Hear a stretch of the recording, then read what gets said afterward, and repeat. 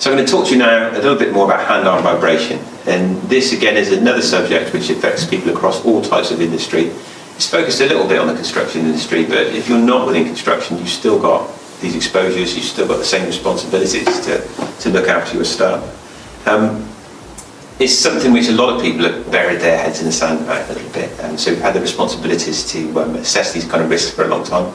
And another big difference between this and a lot of other exposures in terms of health is that you don't have a PPE which works, and so if we've got noise we use ear defenders, and that works very well to reduce noise. If we've got hand-arm vibration, there's no item of PPE, gel gloves or similar that works really well. I can remember from the very earliest days this came out, I went up to the Health and Safety Laboratory up in Buxton, and they tested a series of different gloves up there, with high hopes that it would really do something to protect against this kind of vibration, but nothing does. The only thing you've got with gloves is you can keep your hands warm, and if you do keep your hands warm, that's an important control.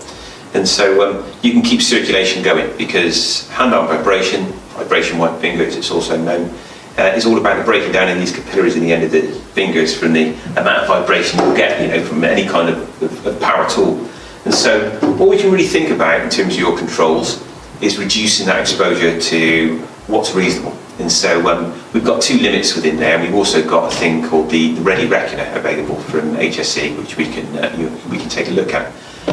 You've got a limit of 2.5 meters per second, which is a level of energy, if you like, a level of acceleration. You should try to keep below that. You've also got an absolute limit value, which is 5 meters per second. And so at that level of energy, you've got to qualify it by saying it's an exposure over a day. And so you might have, a tool like this, which might give out 3.2 meters per second. What's important is how long you actually expose your guys to that kind of energy.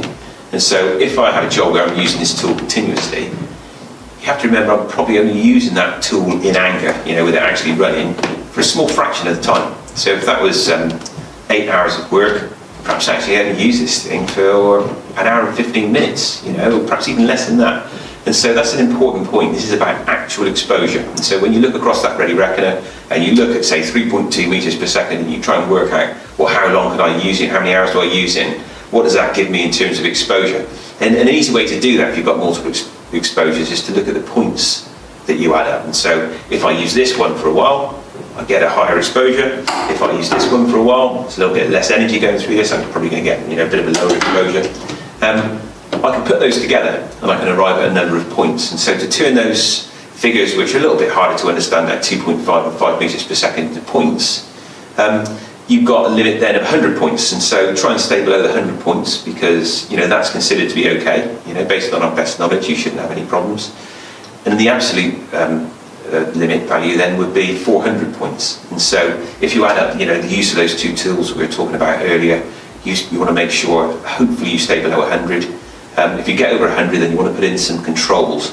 Like I said, you've got no PPE that really protects you properly, so your controls might be something which sounds a little bit counterintuitive, like sharing that exposure between 3 or 4 staff perhaps. You can also think outside the box, and perhaps you can do that task slightly differently, or perhaps you can use a more modern tool or a different type of tool which has a lower vibration exposure. If you go beyond that 100, and you reach a limit value of 400. Now 400 is the limit, you cannot go above that. If you've got something which takes you over 400 points, then you've got a problem.